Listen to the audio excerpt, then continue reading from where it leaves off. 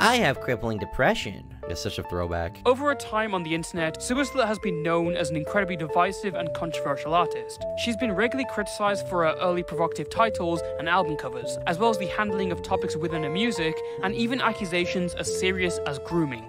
Just randomly, like, yo, here's my butthole. That is nuts. Just like, yo, I like your art. Here's my butthole. Wow. That, I didn't expect that. I didn't see that coming. That's some EDP riz. All right, well, this video already has a warning. The following content may contain self-harm topics.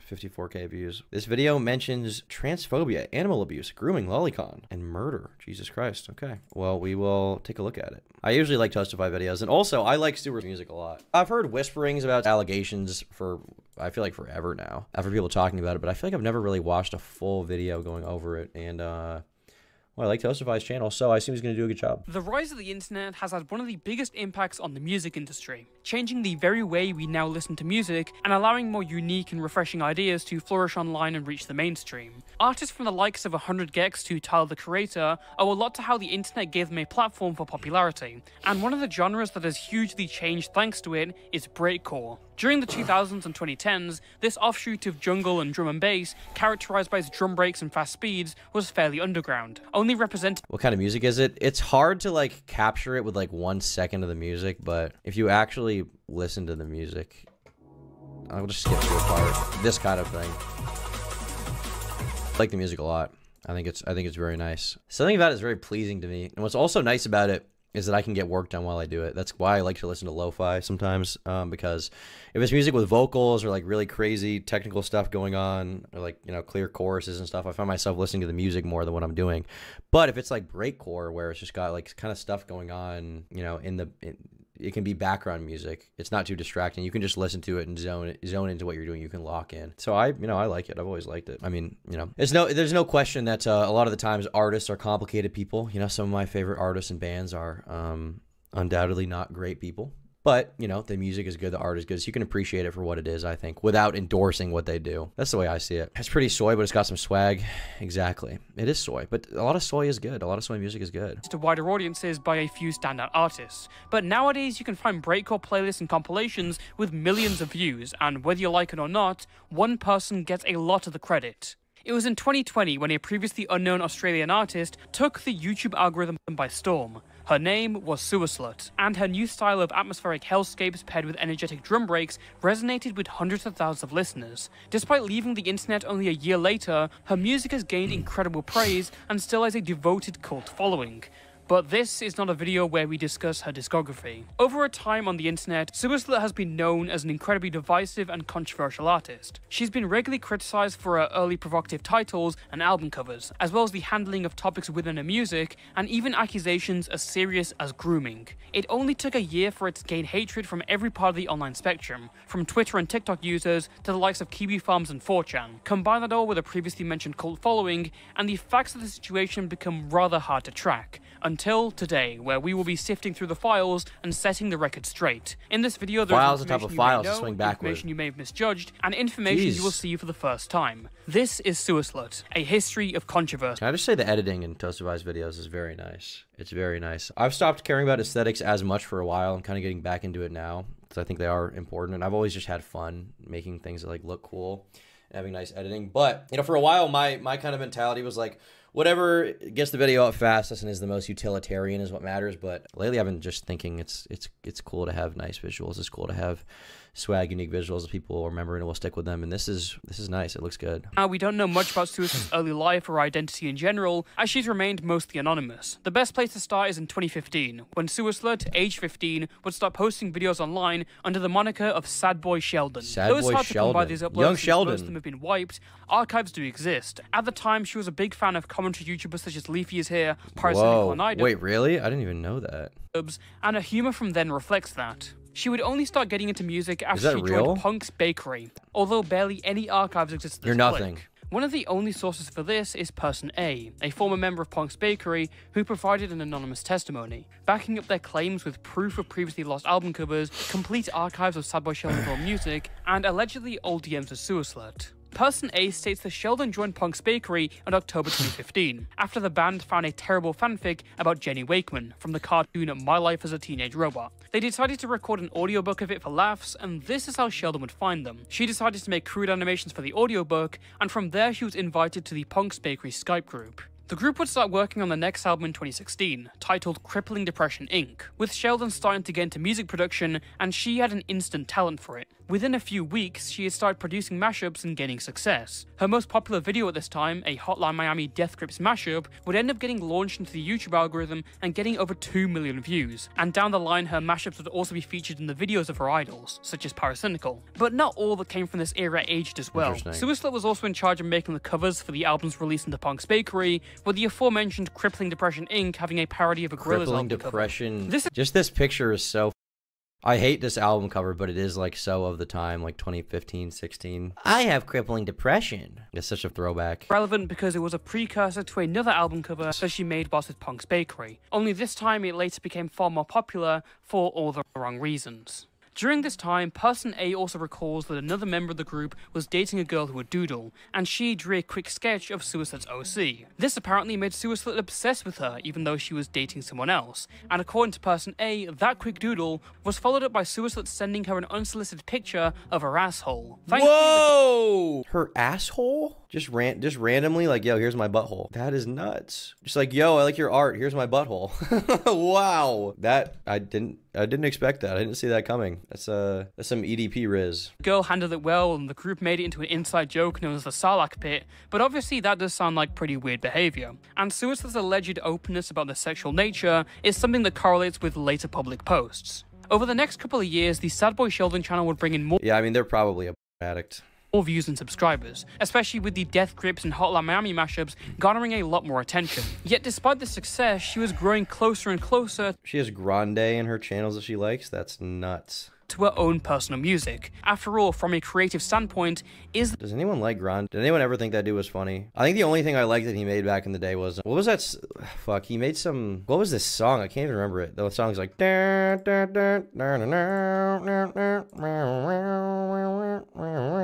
you got, what is that song? Is that something about stars? Is it like shooting stars? Grande shooting stars. No, maybe it's, was it this? Yeah, I liked this video. I did like this. This was fire. You never shine if you don't glow. Hey now, you're an all-star. Get your game on, go play. Hey now, you're a rock star. Get the show on, get paid, and all that glitters is gold. Only shooting stars break the mold. And they say it gets colder, you're buttered up now, wait till you get older. But the radio man begs to differ, judging by the hole in the satellite picture. Dude, this is so fire. Yeah, the ending, it's like a beautiful ending. I did like this. This was fire. This was epic. This was good. When I was like 15 years old, when is this from? 2017, yeah, I would have been 15 or so. This was epic. This was epic. I liked this a lot. Okay, you can't deny that this was a moment in time it was just good. It was a good moment in time. Okay, it was. You can't deny it. Is there much personal pride in the success you gained of combining the works of others? In November 2017, the Sad Boy Sheldon channel would start to make the big switch to her new primary alias, Suislut. In the early months of 2018, she would post the end of trash posting. You know, you watched Shrek as a kid on repeat if you know these lyrics? I did, but I also All Star is a good song. There's a great cover of All Star by Chunk No Captain Chunk. It's like a metalcore cover. It is actually good. It is good. The We Are Number One meme was my favorite. It was back then. In retrospect, I hate that, but hold on. I want to see if I have Zins. I do have Zins. I had a new I had a container. I had some winter green. That's what's up. That's what the freak is up. Just a little something to get me going. You guys think I do these long ass streams unmedicated? There's no way. There's no way I could do it. 2016 to 17 were the best years. I don't know if they were the best years. I feel like we probably have some rose tinted glasses about it because there was a lot of cringe during those days too. But it was a decent time. You know, there were things to be happy about. I like how things are today, honestly. I'm pretty happy with how things are. You know, It's a good era right now. I feel like it's a good era. A 4 chubs, and this would close the Sad Boy Sheldon chapter. Yet this change in name and style drastically affected Suicide behavior and the people around her. Person A stated that over time, as Sad Boy Sheldon switched to Suicide, she would start to become increasingly toxic and extremely edgy, to the point where it was hard to tell if she was being serious or not. As shown in DMs, Suicide would often talk about other members of Punk's Bakery, punching the walls of a My knuckles are all bruised and bloody from punching the walls of my shed. Jesus Christ. shed until her knuckles were bloody, wanting to kill her mom with scissors, and trying Whoa. Oh, so the original video, something happened to it. I don't know what they said specifically. Would you have preferred to see me smash a bottle over my head and chew on the shards? Jesus Christ. This person, I choked the cats to death as an act of mercy? Oh my God, is this a joke? The remains were dumped into a rubbish bag and into a sewer? So they're British because they say rubbish. What the f is wrong with this? Is this ironic? Is this a joke? Are they lying for attention, or is this real? Even a statement here where she talks about and apparently admitting to 3 cats and eating the brain of one of them. Quote, there's no way they did that. That just sounds made up. It just sounds made up. I don't believe that. That would be insane. If that's real, that's actual insanity, but I don't know. This seems like some of the breakcore content creators, I will say, music creators, they seem like the type to say stuff like this for attention and be crazy for attention. I feel like it could be fake. We don't know, I guess, but I feel like there's a high likelihood it's fake. The DM is probably real, but I just like basically don't believe that they've killed a cat and ate its brain and got away with it. I've killed 3 cats now, friendly cats who want some love and attention, and I take out my cookery and gut them like fish. They're just pests of society. No one will miss them. They are bought and replaced. I feel the same way about humans too. This was around May, I think. One in the Modbury area. The others I can't recall. Late at night, I choke the cats to death as an act of mercy. Then I became a soup of meat and fur. I only ate the brain because I didn't want to get toxoplasmosis. I ate the brain because I didn't want to get toxoplasmosis. What is wrong with this person? This is not real, right? There's no way this is real. There's no way this actually happened. I pray to Josh say on Freud, this is not real. I can't believe this is a real thing. No one was around to stop me or witness the act, and the remains were dumped in a rubbish bag and into a sewer. If anyone saw it, they'd call it roadkill. Saddest thing is, I have a deep love for cats. The thing is, like, this sounds like they could have actually done it, but it just sounds like the rantings of like some person searching for attention who watched too many horror movies, you know? I like, there's no way this is real. Myself, they are the only pets I even like. But here I am, and worst of all, I'm ready to take this next level and kill my roommate. I'm so f***ing sick of this and everything I've had to live with here. Also, know you've been telling the presses. I wonder how much more everyone hates the new me now. Now I know what you're thinking, this has to be fake. There's no way this is Sewer Slut. And I originally thought the same. No, I could believe it is Sewer Slut, I don't really believe that they actually did that. Then I saw that Person A provided scrolling proof recordings of their DMs, including the ones we just read. Then, if that wasn't enough, Person A clicks on a link sent by Suicide to a now private mashup. They click the Sad Boy Sheldon channel name, and it literally redirects to Suicide's channel. So yeah, I'm pretty confident in saying that Suicide did say what she said. I'm pretty confident in believing Person. They probably said that. I just don't know if they actually did that. I don't know if they actually brutalize cats in that way. It just seems so insane. Like Kane in chat, what you said is very true. You said it reads like Jeff the Killer. It does. It almost reads like a creepypasta type thing. Like, I hate animals and I hate humans too, and that's why I must take it out on them. Not to say that like some kind of person that would do this and is a sick wouldn't say something like that. That's like very dramatic and, you know, reads like a Patrick Bateman type thing, but it just seems too insane. It seems too insane to be real, you know? You guys know what I mean? Like, I feel like kids in middle school would say stuff like this and it would be like, you're just lying. Soon after this, Suicide and Punk's Bakery would fall out. As Person A said, "For a long time we did try to help, but some people honestly don't want to be helped. After a while we moved from Skype to Discord. By mid to late 2017, people were tired of dealing with her. She simply wouldn't accept help, so what happens when we distance ourselves from her? She calls us all and racist and says she's glad she's leaving or something like that. I was never a critical member, so I missed a lot of this, but I'm very familiar with it. Just wasn't there for it right as it was happening. Person A, I just killed 3 cats, by the way. You're a racist. Goodbye. A would also state that later down the line, when Suicide had become more famous, she allegedly took away music opportunities from former members of Punk's Bakery. The story goes that Suicide and another musician were slated to attend the same virtual music festival, but Suicide used her influence to get this person kicked off because she Thank you, History Tales, for becoming a member. A link to Punk's Bakery's Bandcamp in her bio. Obviously someone who is called Sewer Slut is not going to be mentally sound. I definitely think they're not mentally sound. I just don't know if they actually like did that to a bunch of cats, you know? It seems unlikely. It's possible. It just seems unlikely. With Suicide now leaving Punk's Bakery behind, she would start to try and make it on her own with a new style and solo career. And it was her empty and somber yet impactful music that resonated. To be clear, I don't want to defend this person. I just think they're being performative. If there's compelling evidence that they actually did that, like, you can call them out. I'm not going to defend them. I don't want to defend Sewer Slut, you know? My only attachment to them is I like their music, but I don't really have an attachment to it on an emotional level. I just think it sounds nice when I get stuff done. But it just seems like it just seems very far-fetched that they did that to all those cats, you know? With a lot of new listeners, and slowly built her a loyal fan base. But that's not to say that she was having a peaceful time, because she was igniting a lot of controversy for various reasons. One of her most criticized actions is using the name Junko as a moniker or nickname. Junko. If you're not aware, this name is in reference to the case of Junko Furuta, a Japanese schoolgirl who was abducted, tortured, and sexually abused by 4 men for over a month before being murdered. It was a notoriously horrific case where the perpetrators were handed shockingly light sentences for the nature of their crimes. Many critics have since argued about the morality of Suicide using the name of a victim of unspeakable abuse and repurposing it for a music project, essentially tying the name of Junko Furuta to the name Suicide. Suicide and her fans have made a defense of using Junko's name due to its emotional and artistic meaning, whilst to this day others think it's still incredibly distasteful and disrespectful. And those clashing arguments seem to be a theme when people discuss Suicide's music.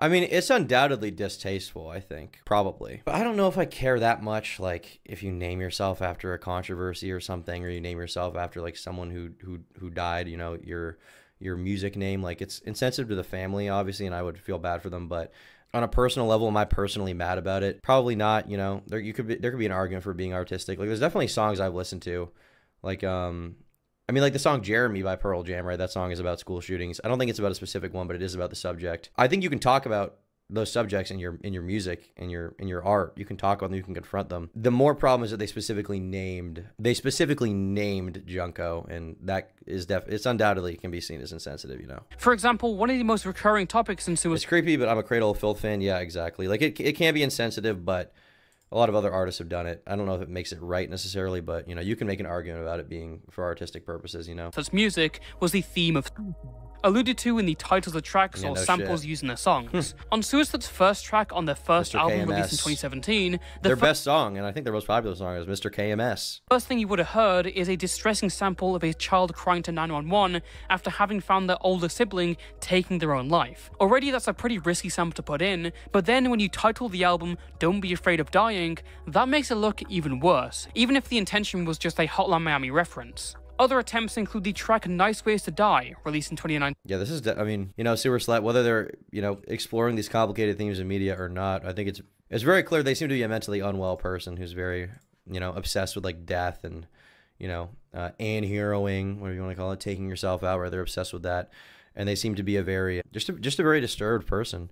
And it definitely probably makes their art and their branding kind of interesting, but, you know, there are questions to be had about it. Is there any plans to release a new LCP? Probably not. 19, which originally featured an image taken by Rina Palankova, a 17-year-old girl who took her own life by lying in front of a train. This is again just kind of thrown in there, I guess, to be edgy, and again, to put it under the track Nice Ways to Die, it's just not very tasteful. Both of these tracks were taken down following backlash. Nice Ways to Die's original image was taken down shortly after release, whilst Don't Be Afraid of Dying's title track was taken down years after it was made, as it resurfaced as a point of criticism in 2019. This backlash would thankfully teach Suicide a lesson about putting the dead in her music, as things could have turned out much worse. As she admits herself, a cut ending of a now huge song Mr. Kill Myself included the audio of the last recording from a YouTuber who tragically committed suicide. There is some trivia surrounding Mr. Kill Myself, however. There was a cut ending which had the last recording ever made, apologizing for what he would do. However, that was never released publicly and never will be, given that its use in the context of the song's title would be seen as me mocking him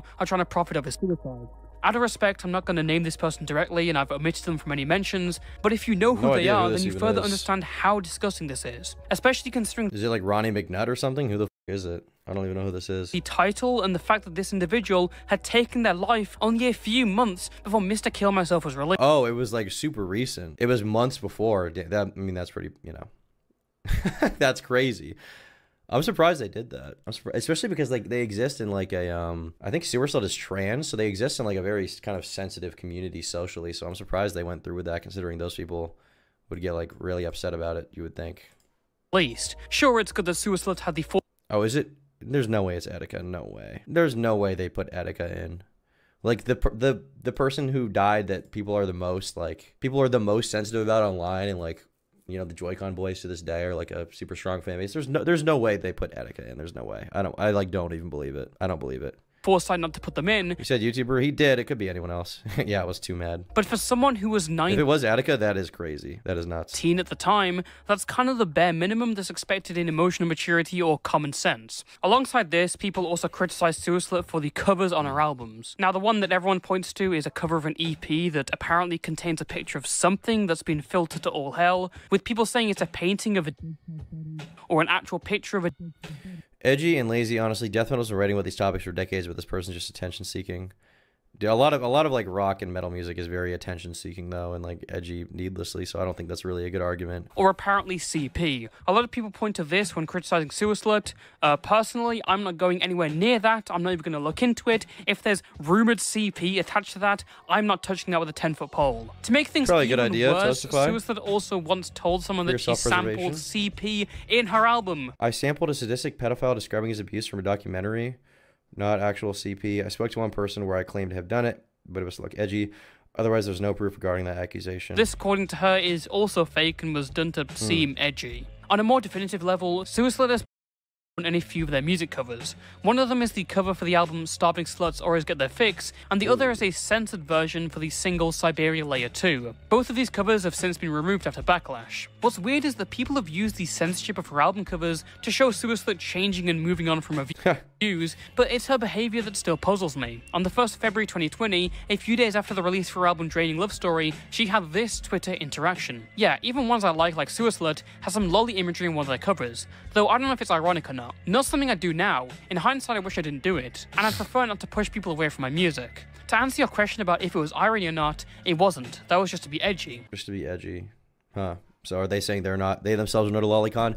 I am curious about why they are even interacting on Twitter. I mean, they're a crazy person, but I feel like if you're going to do music like this and be this blatantly edgy and just try to rile people up with, like, if the Etika audio thing is real, that's crazy. But I'm surprised they were even responding or trying to explain themselves, because there's no good explanation for some of this stuff, like the lolly thing, the Etika thing. I mean, there's no real compelling case you can make, in my opinion, for, like, you know, justifying that to the general public. So I'm curious why they even tried to, but I guess maybe they thought that it was worth their time, or they wanted people to understand their art or intentions. Attention's a hell of a drug. Well, the thing is, like, I feel like Sewer Slut would have gotten attention regardless of if the art on the cover was that edgy, because the music is enjoyable to listen to. So I feel like that, I feel like they didn't need to do that. Like, you can be edgy without using audio of Etika or putting lolly art in your shit. You can be edgy without that. So it's perplexing to me, because I feel like the music is good enough to stand on its own. Maybe that's just me. Maybe I'm naive, but yeah. That whole album was an edge fest, and I made it whilst I was going through They're just crazy? Yeah, obviously. Shit.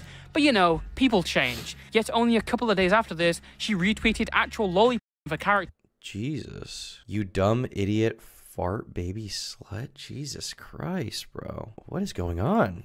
With again one of the pictures showing this character engaged in sexual activity. Even sectors of the breakcore audience. I think this is just a genuine nut job. I think this is a genuine nut job. There's no doubt. I don't think you can get around it, bro. Didn't like Suicide as she was coming up, because they thought and still think she's talentless because of her style of music. The best argument being made for this was in early 2020, when Suicide published an EP containing a track. Is Etika confirmed? It's not confirmed. That's just what people in chat said. It could have been, I feel like it could have been that Shuab Aslam kid. I covered him in a video he was like a R9K user. He KSG'd himself to the face. That could have been him, but yeah, I don't know who it was. Called In Melancholy. But what people didn't realize, people think using Etika references is more deplorable than murdered children. I don't think they think it's more deplorable. I just think it gets more attention because Etika is obviously a really famous person, and a lot of people were impacted when he died. You know, they were very disturbed by it. So when that went down, you know, everything past that is like, if you disrespect Etika in a way like that, people are going to be mad about it, you know. Because they know him and they like him and they feel emotionally attached, and when he died, they're very sad about it. So it's going to get more attention, you know? Until a few days later, is that this was just a CSCJBC later. Copy of a track made by two smaller artists named Especially if it was only a few months after, but to be clear, I don't even know who it was, so it might not have been Etika. Decay and 4649 Nadeshiko. The only difference is that Suicide's version just had more drums, which were louder. Again, it took some backlash from people on Twitter before Suicide eventually changed it to give credit as a remix. Despite all of this, Suicide was still regarded in their fanbase as a respected and talented musician from project to project, and they got more and more popular every year. I mean, they are a talented musician. I don't think you can deny that, you know? Unless everything they made is ripped off. I think they're a talented musician.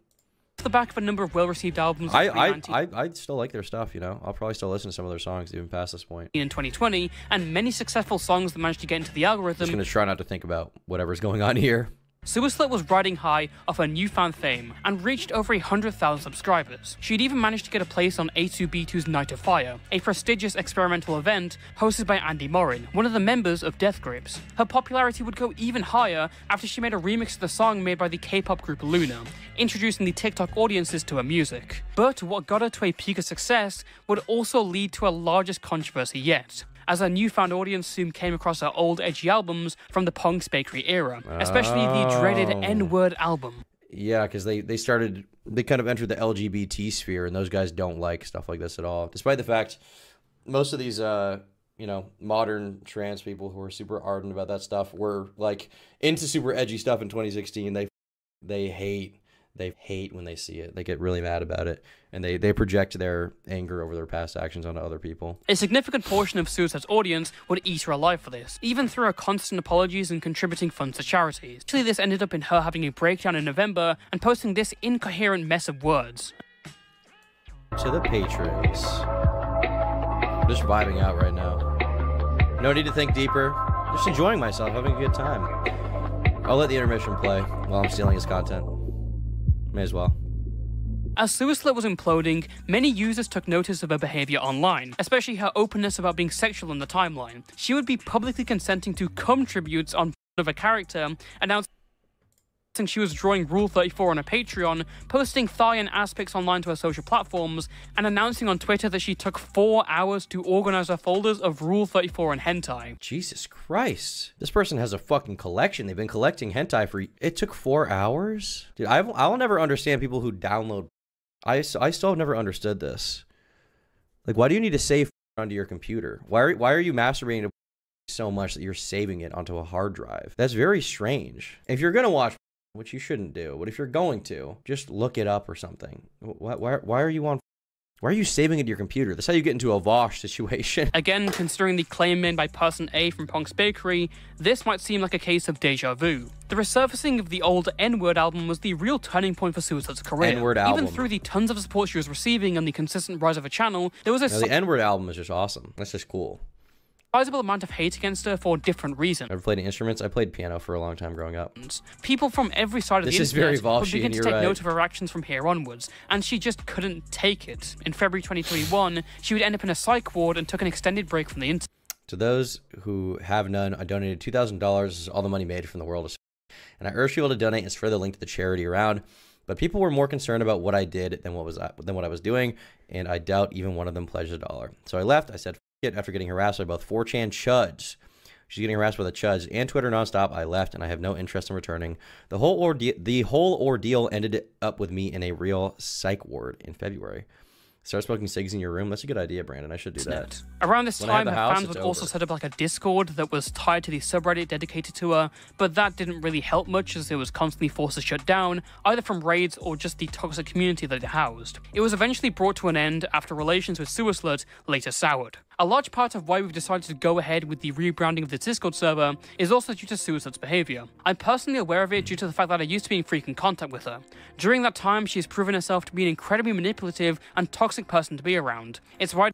Yeah, I mean, I don't know all the details, but just based on the fact that they're clearly like very obsessed with sewer slide, with death in general.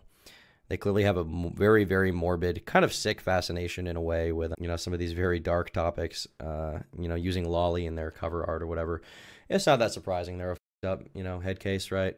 But He made the music good. That's all I can say. I decided to cut ties with her a while ago. The attitude that Suicide showed was overall very stingy and egocentric. In almost every single interaction I had with her, she struggled to talk about anything that didn't directly have to do with herself and her interests, which to a point is fine. I do the same thing sometimes, but she genuinely came off as uncaring/cold towards anyone else. I remember her telling me multiple times about how she literally cannot bring herself to trust another human being. Hell, her view of the world in general is so insanely nihilistic to the point where it's impossible to take her seriously most of the time. Suicide doesn't view her fans as people that respect and cherish her art. She treats them as people she can make feel sorry for her. Every single time I or anybody else tried to help her with her problems, she would automatically treat us as a morons or just outright ignorers. In my opinion, she seems to exaggerate the extent of her problems in order to garner sympathy from her fans. This isn't some shit I just decided. Yeah, and this is kind of why I thought that the whole cat killing DMs maybe were not totally accurate. I mean, the DMs are real, but I feel like it's just the way it was phrased. I mean, I could be wrong. Maybe there's evidence that'll prove me wrong and I'll have to make a correction. And, you know, I'd be totally happy to do that. But it just seems so ridiculous, you know. It seems like such a ridiculous thing to say. And also, typically with people who do that because they're sick and they want to relive it, if they're a very online person, they're technically proficient at all, they'll film it. Well, you don't even have to be technically proficient. Everybody has a great camera in their phone right now. You can film anything with. So I feel like they probably would have filmed it and posted it, but they didn't. It's possible. It's possible that it happened, but it just seems crazy to me that they actually murdered a bunch of animals, you know? To make up. Many others that have interacted with her hold the same opinion as I do. During my research, I talked to an entire personality based on attention seeking? Yeah, that's what I'm saying. Anonymous musician who moderated for Suicide's Discord, and when asking them about the server, they told me, that same year, I became a moderator in their server. They kinda just made me one on a whim, lol. The worst thing about this guy is that he's British. Never meet your heroes is very true. At least she ain't freshly 18. I mean, I don't think you should necessarily treat musicians like your heroes because you don't know them, you know? Or YouTubers in general. You can like things about them, but I'm definitely guilty of this. I mean, everybody has parasocial stuff that you like about someone and you idolize them, but just keep in mind with anybody that you're watching online, you don't know them really. You don't know everything about them. You don't know what they're up to when they're not on camera. So you can't necessarily trust that they're good people. So you should just try to appreciate what you can appreciate about them and then get out and try not to be, you know, too emotionally attached to it. I think that's the best mentality. To save yourself from, you know, having a mental breakdown when you find out they're a weirdo. A moment where shit felt like I was in too deep now and I cannot go back. It was more reason for me to stick around and also pay attention. I was not a big fan of public servers then, and that experience certainly did not make me any more of a fan now. I won't bore you with the details, but not only were her fans annoying and parasocial for no good reason at all, but we also kept getting raided by 4chan types, spamming 40% jokes and whatnot. One good thing that came out of it is that I did meet a few good friends, they're whom I should add all overtime collectively think Suicide is cringe, so that's a win, I guess. Other rumors also started swirling. You could fix her? I don't think anyone can fix this person, bro. You don't want to, and no one can. I don't think. They gotta fix themselves, if that's possible at this point. Around this time, although there is no evidence to back these up, one individual on Reddit claimed she messaged a former friend gross messages regarding self-harm. And whilst it is worth making very clear that this is a rumour and there's yet to be much proof, one of the other rumours was that she bragged about torturing animals, which imagine thinking random on the internet are your personal friends. I mean, some people you know on the internet can be your personal friends. Some of my longest lasting friendships online have translated into real life friendships, but it depends on who it is. I think as a general rule though, it is always a bad idea to use the fans of your art for like emotional validation and, you know, try to get the semblance of normalcy and like camaraderie you'll get from friends from your fans. I think that's a bad idea because they're never going to be able to totally reciprocate because they don't know you and you don't know them, you know, to an even greater extent because they're just people who enjoy your art. And some of them will become emotionally invested in your stuff if you let them. But I don't think you should let that happen, which is why I personally tried to not talk too much about my personal stuff online because you guys aren't my friends. You know, you're my viewers and we don't have a friendship. I would rather talk to my friends about if I'm going through a hard time or something's bad with me, right? I would rather talk to them because they can actually reciprocate and that's like a healthy interaction. But you shouldn't be relying on your audience for that emotional stability at all because it's inherently unstable. As we've seen later, turned out to be true. You could be a diaper sniffing murderer for all we know. I am that. So I wouldn't immediately write off any of these claims considering what we've seen from her. Suicide would only return to the internet in June 2021 with her album Schizophrenia Simulation, having recently deleted all of her social media apart from her YouTube and Patreon. She had finally changed her moniker from Junko to June and intended for Schizophrenia Simulation to be her last album, but tragedy would strike only a couple of months later when Suicide's partner took her own life. And just to make it clear, I've heard some people speculating on whether this person was actually real, but I have it on good authority that they did exist and this did all happen. Every Damn. source I've talked to, including the anonymous musician, have confirmed this. After that, it's honestly a blur, at least until August 2021, when one of our dear friends and their girlfriend, Angel, passed away. If I'm not mistaken, it was either the 6th or the 5th when I received the news from one of our friends. There was a whole online funeral event set up and everything, and pardon me for going off topic here, but it's honestly disgusting how sometimes I'd see armchair detectives try to debunk their existence. It just sucks. If you want proof, I can screenshot the very last thing she sent me. I don't care as long as it proves to these idiots that she's not this made-up thing. That's part of where my main disdain for June comes from, but to be fair, I'm not sure how much you can put the blame on somebody for making a tribute album for their loved one and having the internet take it and twist the facts. This event was mentally destroying for Suicide, as it would be for anyone else, and it led her to come. Yeah, but I'm sure it was especially mentally destroying for them, because she was already crazy, you know? She already had a lot of mental issues, clearly. He's a pretty crazy person, so I'm sure this was not good for them. I'm sure it made them more nihilistic and even less trusting of people and even more into who knows what up stuff, gore, lolly stuff, you know? It wouldn't be that surprising to me. Back and create one more album called We Had Good Times Together, Don't Forget That. What a depressing album cover, Jesus. And after that, she disappeared from the internet. Despite everything surrounding her, Suicide's music and legacy has persisted, with her channel still getting consistent growth and listeners to... I wonder if they're making money off their music to this day. They're probably making some money, right? If I had to guess. There's no way they're making nothing. I mean, some of their songs on Spotify, how many plays do their Spotify songs have? I'm actually curious. Let's see here. Do a little analysis breakdown. I mean, a few of them have pretty decent plays, actually. They could have made a few $1,000s definitely off of this. How long have they been posting music on Spotify? Only since 2019. Okay, so not even that long. What is their most popular release? It's this one, right? Draining Love Story, because it has this one. That's a pretty horrific album cover, Jesus. They did music live. Somebody else play their music? Or did they do I didn't think they ever did a live performance. I didn't think anyone knew what they looked like. Very interesting. Very, very interesting. Spotify's horrible with ads. Yeah, I've heard people don't make that much money from it. They had a new EP out this month. Yeah, I saw they posted some stuff, right? I saw they posted an announcement they'd be coming back, and then they posted some stuff, 2 weeks ago. Synthony. That's pretty good, as is typical. Interesting. We miss and worried about you so much, June. We're happy if you're feeling better to make music. Sewer Slut's past works have been characterized by their raw emotional intensity, innovative use of samples, and powerful beats that resonate deeply with listeners. Knowing that she's rebranded as Synthony is making a comeback, I'm eagerly anticipating her new creations and the fresh perspective she will bring. Congrats on your return. Are they renaming themselves? Oh, so they have like a new musical name. Okay, gotcha. I think the name is definitely way less memorable, but maybe it'll work out. We'll see. Why are people giving this person money? They like their music. In January 2022, a couple of months after Suicide vanished from the internet... This is the thing, like, people don't realize. If you make good music, people generally will listen to it regardless of what you've done. Like, Chris Brown beat the out of Rihanna. People still listen to him because the music's good. He has a good voice, you know? The average person is not gonna, you know, think too deeply into this kind of stuff, even if they know about what Chris did, because they're like, well, the song's good, I'll listen to it, you know? And it's hard to really blame them because I don't think you have to like everything an artist does to enjoy their art, or anything an artist does, you know? I love Mindless Self-Indulgence, and undoubtedly some of the, you know, lyrics in their songs, and there was like a lawsuit against the lead singer, Jimmy Urine. Seems like kind of a sussy situation, but, you know, the music is still good. I'm definitely still going to be bumping Ever Wanted to Dance and stuff like that, you know?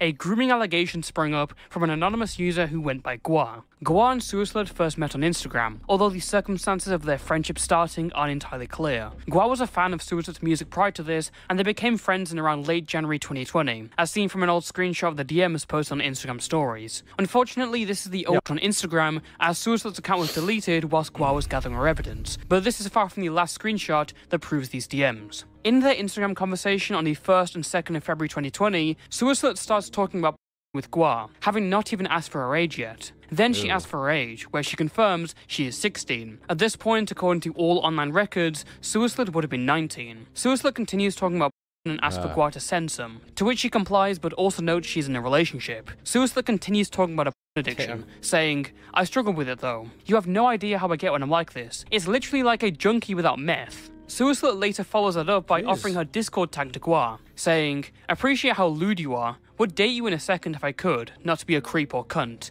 and you're all good, still a cutie, and I'm glad to have you here. Bro.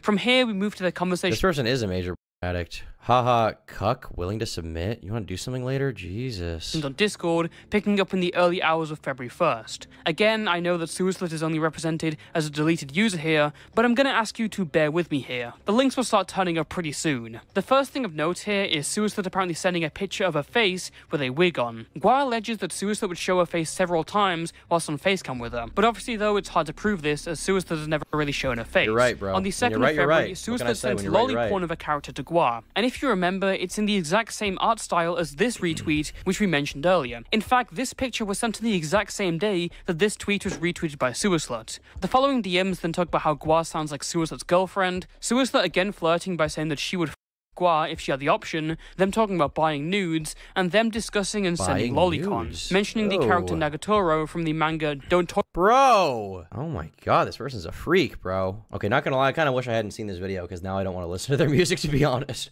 I'm having a hard time now. Hopefully I'll forget, because I like the music. But yeah, this is, I mean, definitely stuff like this makes it harder to enjoy it.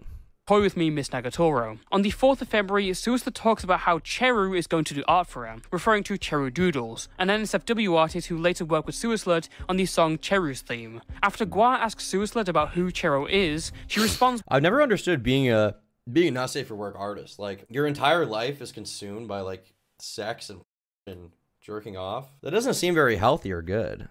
Like, because then, like, I feel like sexual stuff is supposed to be kind of a limited part of your life. It's not supposed to be all-consuming and be everything. And if it is, then how are you ever supposed to enjoy it if you're just constantly desensitized to it and it's never special, you know? Like, why would you want to be...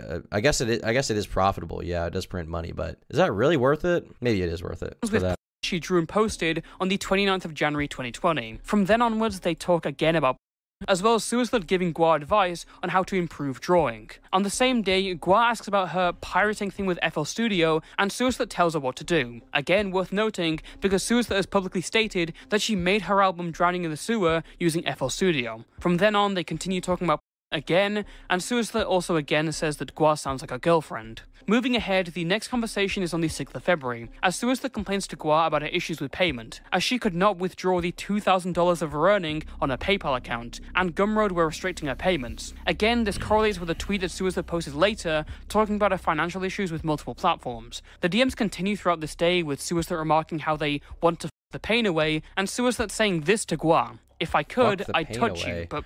You'll never be able to f the pain away. I'm sorry, bro. It's not going to happen. It's just going to temporarily help you, and then it'll make it even worse because you're associating your mental anguish with sex. You're never going to be able to do that. You know. On the 16th of February, Suislet tries to demand Gua to have some sort of a sexual interaction online, assumedly phone sex, as Gua testifies. Originally, Gua agrees, but then she shows some sort of hesitancy as she wants to stay loyal to their partner, to which Suislet acknowledges that but still keeps the offer up. Then she says, "Just sort of sucks that we just can't," and responds to Gua talking about her breasts by saying, "Nice, good for gropes." Later that day, she also talks about wanting a Nagatoro girlfriend, and saying that Gua looks a lot like her, but she wouldn't be hers. The next interaction is back on Instagram on the 26th of February, where Suislet vents about a job not being able to make... Okay, so I think this person is definitely still very mentally ill and probably is not going to change anytime soon. Jesus Christ. Rent and possibly being evicted. Jesus the next conversation Christ. is on the 4th of March, where Gua opens up to Suislet about sexual abuse during her early life. Suislet gives her advice and listens, but the conversation kind of turns to a discussion about what these people mean to each other in their lives. Suislet laments about what makes her special to Gua, turns it around and starts venting about her life being shit, and eventually she leaves with Gua having to give her advice. On the 7th of March, Suislet would tweet out talking about her financial issues, and she would start her Patreon. And on the exact same day, Gua would congratulate her on starting a Patreon. A few weeks later, on the 23rd of March... Okay, so basically it testifies building the consistencies here to show that this is definitely Sewer Slut, right? Suislet posted a track with Cheru Doodles, which is again referred to in the DMs as Cheru's... Is this a guy or a girl? Trans individual. Part of the collaboration was drawing of Suislet. She then talks about again, as well as the current job status and going to the welfare office. The next conversation on the 31st of March shows Gua sending lollipop and Suislet saying it looks like her. Sometime after the 16th of April, in the last Instagram DMs we have, Gua congratulated Suislet on the release of a new compilation. So they're an actual creep. Listener selected. They're an actual creep. I don't think you can really deny it based on these DMs. Suislet sent a picture of her ass to Gua, as seen from this conversation where they talk about it, and Suislet... Imagine Toastify having to see Sewer Slut's butthole. He's scarred for life. It says, "For $500, I'll send the best pics." The conversations continue, but there's not really much a note here, just them again talking about their jobs, personal life, hopes and aspirations. On the 2nd of May, Suicide again talks about her ass pictures as she's flirting with Gua and they joke about reselling her nudes. On May 3rd, Suicide congratulated Gua on her birthday, and on May 16th, Suicide herself turned 20, meaning the age gap is still 3 years, it's just from now on it's 17-20. And it's at this moment where things start to get more risky. On July 15, Suicide messages Gua on Twitter, seemingly offering to fly her out to Australia. Quote, "If you're able, I'll fly you out for a bit if you want." These screenshots are some of the— I mean, I don't think a 20-year-old sexting a 17-year-old makes him a... It's more concerning the lolly stuff and like being like, oh, you look like this lolly. Uh-oh. most solid proof we've seen yet, as seen through the @ to the fact that they Twitter message through email notifications, and there's a lot more of them as seen here. On the same day, Suicide and Gua talk on Discord, where Suicide compliments Gua's haircut and flirts with her again. She talks about her job status again. On September 17th, 2020, Suicide messages Gua on Twitter saying the following: "I do miss you and wish we'd do shit together, but you're making me want you so bad right now. Is it okay for me to ask for pics or whatever?" And they had their last conversation in October 2020. Now already there's a lot of links between these DMs, the timing of these messages, and Suicide's public tweets. But if there's one thing here that really solidified for me, it wasn't the Twitter DM emails or how many Discord DMs there are here, it's this. Let's go all the way back to the 23rd of March, where Suicide talks to Gua about the welfare office she's at. So, where is it? The welfare office? Brokey alert. Well, it's Modbury, Brokey alert. Adelaide. Oh, so that's where they're from, right? That's the same place that they said they killed the cats at. Right. Got him, I guess. Adelaide doesn't seem to be in as much shit as its neighbors. Okay. Yeah, so it's probably them, right? Is the implication, at least. I mean, maybe they're fake, but it would have to be someone who had a lot of knowledge about Sewer Slut to fake it, right? Assuming all these DMs are real and there's no cut context from Instagram or Twitter, I'm fairly... The Sioux killed cats? They didn't kill... I mean, maybe they did. The thing is, there were DMs of them saying that they did. I don't know if they're real because they're such an attention-seeking liar. Like, it wouldn't surprise me if they're fake, you know? It would shock me more if they actually... No, not the DMs are real. It would be very shocking to me if they actually killed cats. I feel like it's probably not real. I could be wrong. I could be wrong. I could be totally wrong. And if that's the case, I'll make an update video. But it seems unlikely to me. confident in saying this is grooming behavior. It's not initially apparent from the 3-year age... They were trying to fly out a teenager while being broke. It seems that way. They were trying to fly them out with the BET government bucks. Gap, but when you really look into this, it's clear how big of a difference there is between these two in maturity. In these DMs, Suicide is talking about a housing situation, finances and job situation, whilst Gua is talking about a maths homework. And that's alongside the constant affinity for lolicon, flirting with a minor and comparing that minor to lolly. Not only that, but the multiple gifts that Suicide offers to Gua, such as nudes, a flight out to Australia. I mean, even just the fact that she's taking down a veil of anonymity and talking about her secrets and personal life, it's an allure for a mega fan like Gua. And all of this added together creates a disgusting picture. So, why has it taken this long for people to notice? Well, one of the big reasons for this is that a lot of the evidence against Suicide... The groomer allegations are fake. Transphobes on Kiwi Farms made them up. Yeah, that's always a good cop-out. N-Word album was made when they were 16. They've apologized for it and completely renounced that. If that's problematic, I get it. Not judging, but they didn't groom anyone. ...was posted to Kiwi Farms, a website I've talked about before, and one I briefly mentioned in... This is always the thing, though. Like, anytime Kiwi Farms is involved, it's like an easy way for, you know, the trans community to be like, it was made up by Kiwi Farms. And it's like, well, Kiwi Farms isn't a person. It's a website. It's a community of people. You know, sometimes people on the site get things wrong. Sometimes people on the site get things right. But if there's DMs and evidence of a thing happening, this isn't even specifically about what we're talking about here, but like if there's DMs and evidence of a thing happening, like what can you really say? Like, was it made up by Kiwi Farms? Like, they just posted about it.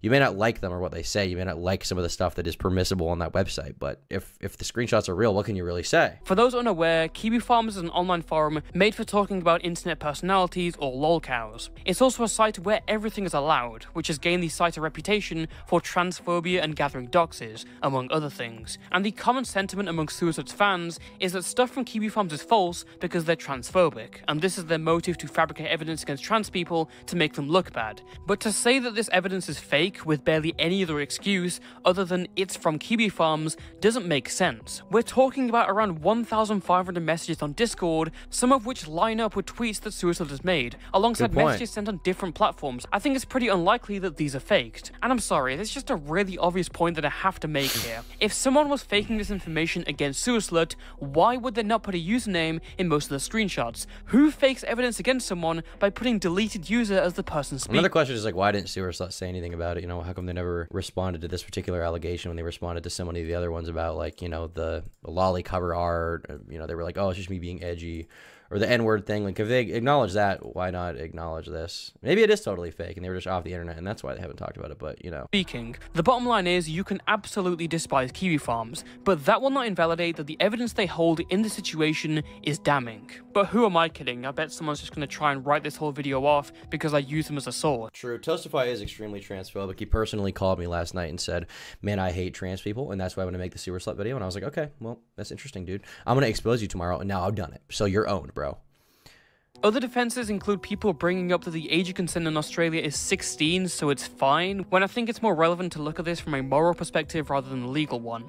In fact, bringing up the age of consent only makes Suicide look worse. Whilst Australia's age of consent is 16, the state of South Australia, where she lived at the time, has an age of consent of 17. This makes it look like Suicide waited until Gua turned 17 to offer her an opportunity to fly out and presumably have sex. As of writing this, Suicide has just returned to the internet after years of silence. They're back under the name of Symphony, to again much applause, as well as a lot of negative comments. Even if this video wasn't made, Suicide's trouble past is going to inevitably chase them for the rest of their online career, no matter how many rebrands they'll make. You can always preach about how much of a changed individual you are, but there are just some actions that you will have to live with. One of the only valid points to make against Gua's allegations was that they were only posted after Suicide left the internet. But considering they're back, I think we're due an explanation of some sorts, whether that's a total debunking or an admission and apology to those affected. Thank you for watching, and until next time, stay toasty. Yeah, pretty good video as always from Toastify. He always does a good job with research as far as I can tell. And the presentation was nice too. Yeah, I mean, it's one of those situations. I've been wanting to make a video about this for a bit. Maybe I'll eventually write a little essay about it for the Tom Dark channel, because I've been experimenting a little bit with posting more videos and, you know, stuff like that. It's always the art versus the artist conversation is always an interesting one to have, because I don't think you should say that, like, you're not allowed to listen to music from a bad person or a horrible person. If they're, you know, if their art's good, you can enjoy it. But at the same time, there's definitely a conversation to be had around, like, how much does, you know, their fucked up past or their beliefs or what they've done inform the art itself, and maybe change how you would see it and the perspective they come from. But yeah, honestly, I mean, just learning all of this kind of makes me less inclined to listen to Sewer Slut, even though I try to stay away from, like, tying the artist too much to their art, because I just like to enjoy stuff for what it is. Just knowing what I know now with the lolly shit especially, it's like, bro, I kind of don't want to interact with this person in any way, even listening to their music. Maybe I'll still listen to their music and just not think about it in the future. I don't think anyone should be shamed for that, but they definitely seem like a pretty, I mean, they just seem like a nut job, undoubtedly. They seem like a fucking crazy person. And I think from that perspective, there's no argument, you know. They're a nut job. They're a fucking nut. They're crazy. They need mental help. Maybe they need some Prozac or something. Who knows what it is. Goddamn. Well, good video. Moving on.